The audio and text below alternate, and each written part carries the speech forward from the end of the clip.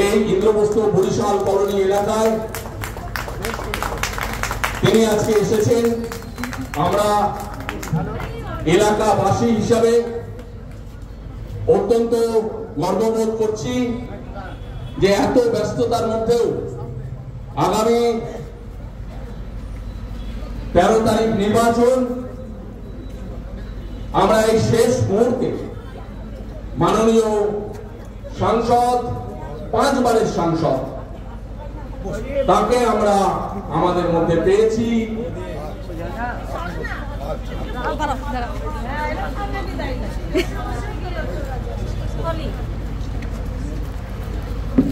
আমি এবারে আহ্বান জানাচ্ছি মাননীয় সাংসদ অধীর রঞ্জন চৌধুরী মহাশয়।